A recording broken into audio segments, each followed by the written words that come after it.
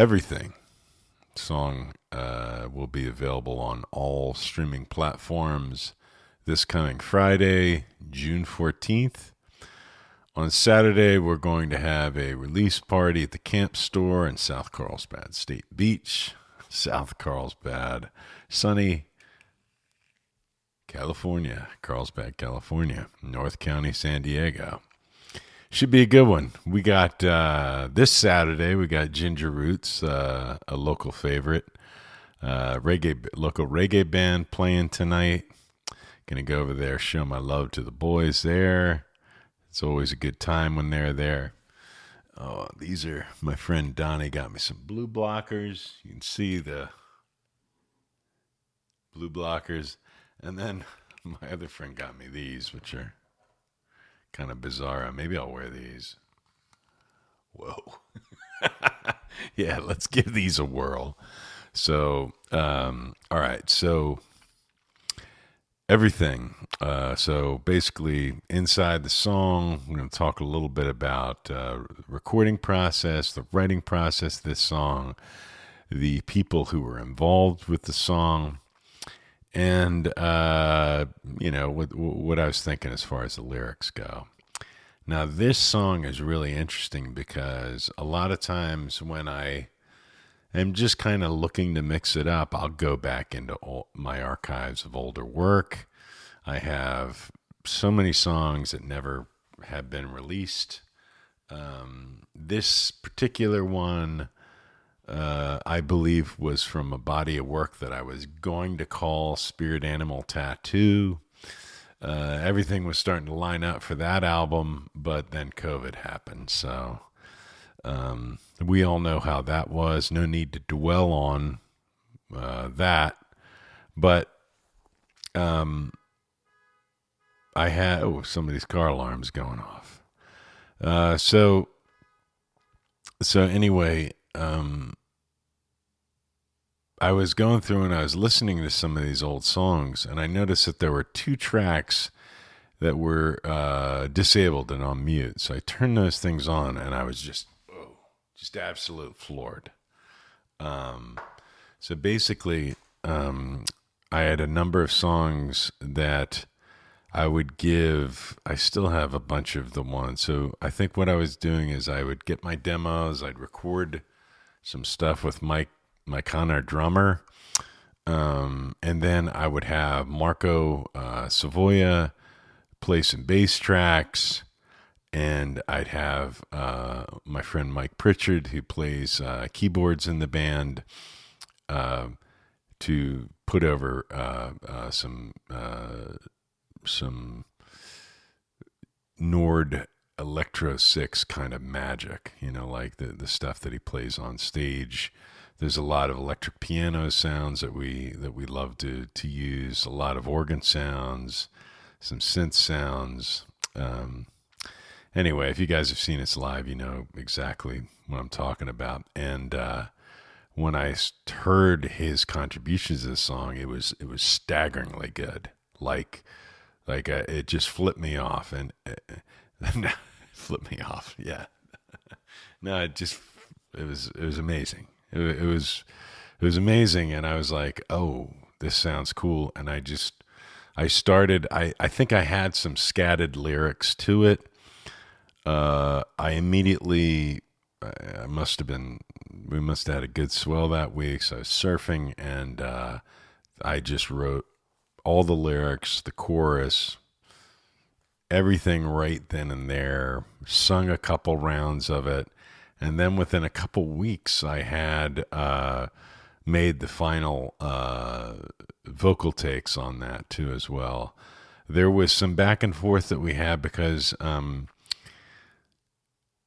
the way that I lay out demos, if I'm going to have a soloist play on it, I will go, and if there's a chorus to allow, verses and chorus, what I'll do sometimes is to allow them to kind of take their time and get into the solo with the idea of shrinking it down to maybe 8 bars.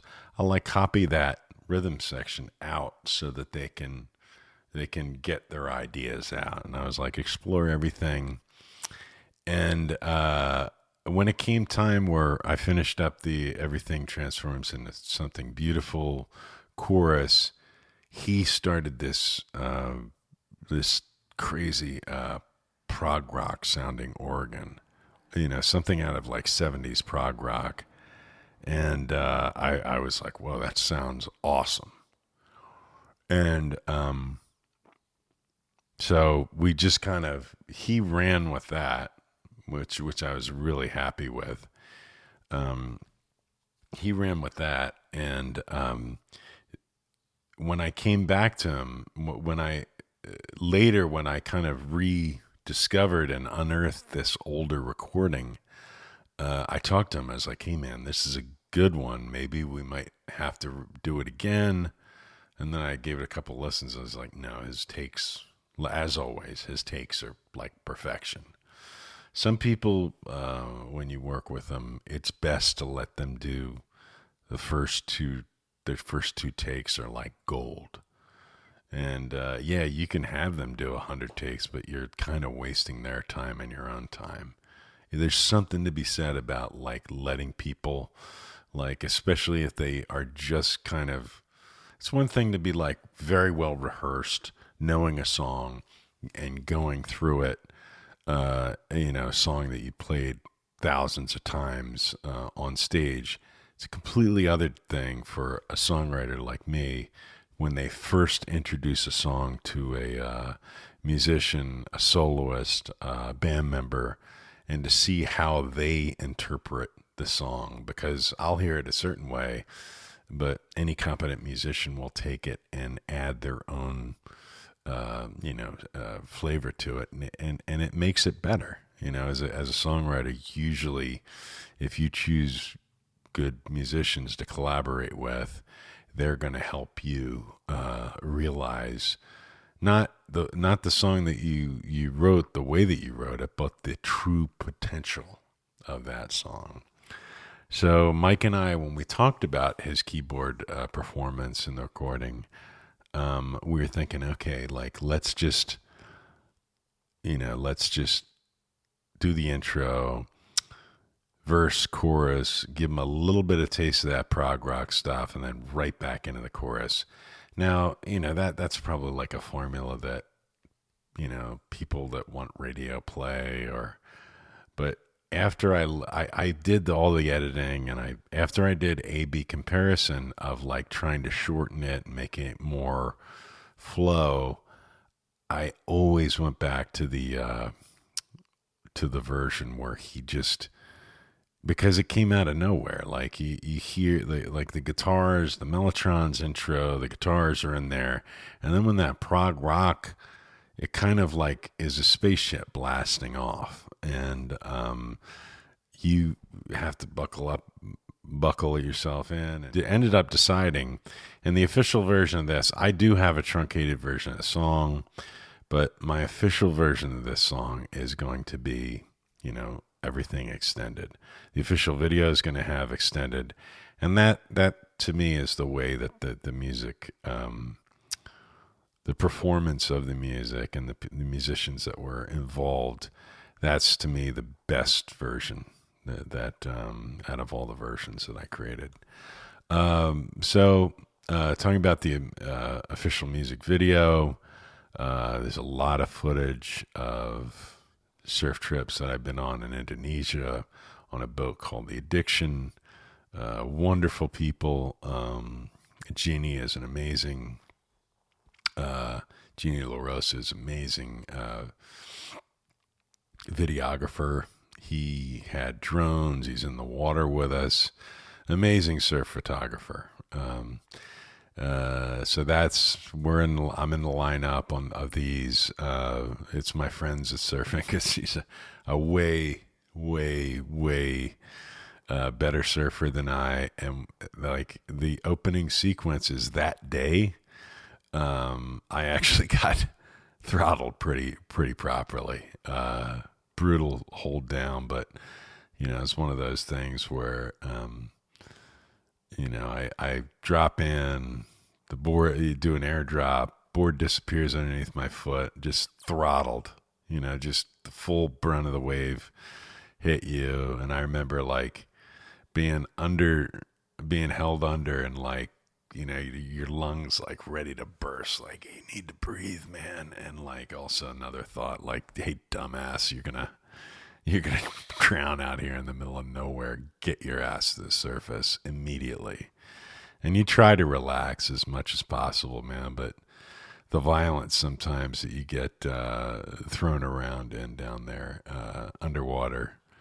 The whole training is you gotta relax. You gotta just take the beating in stride, and then the second you feel your opportunity to start using your strength to get to the surface, you do it.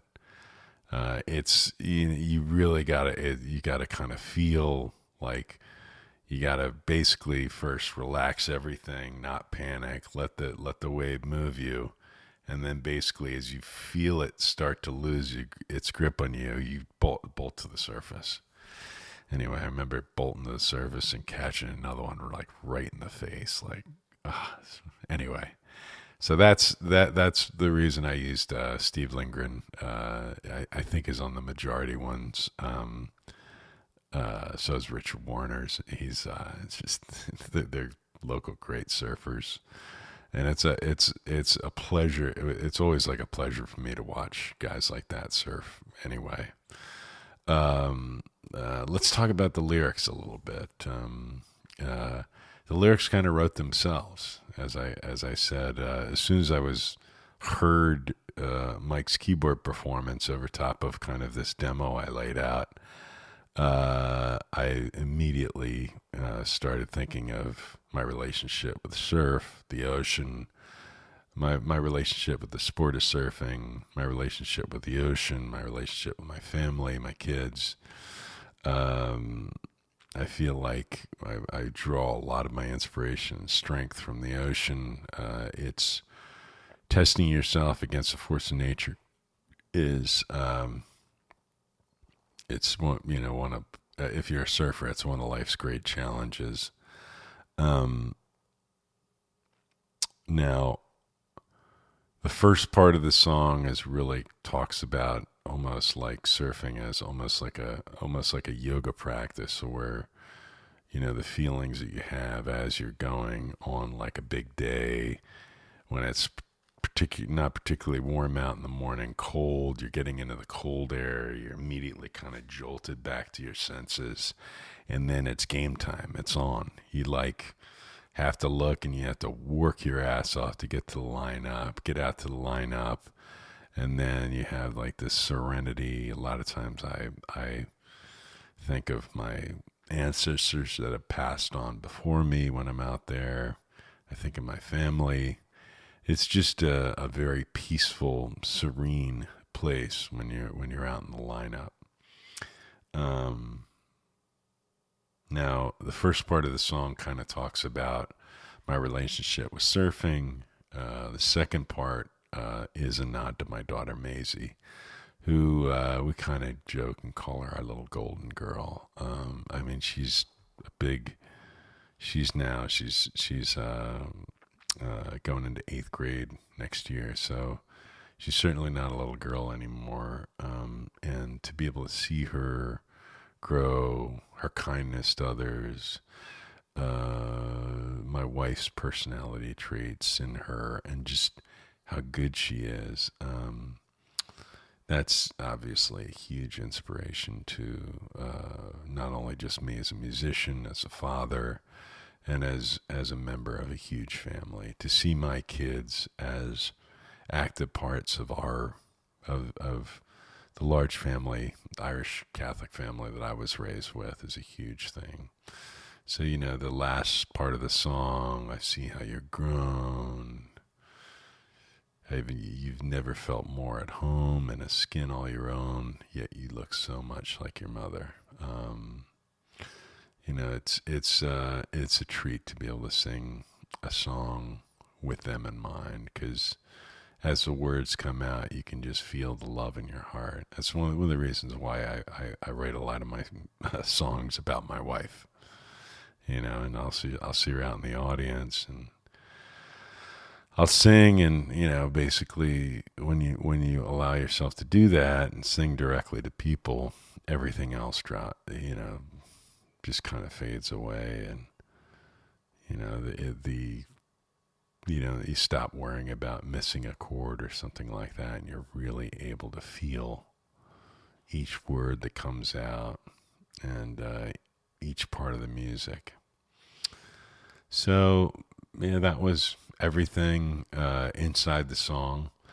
It's getting about time to go over to see how Ginger Roots are doing. So, thank you everybody for your time. Thanks for listening. Thanks for supporting local music.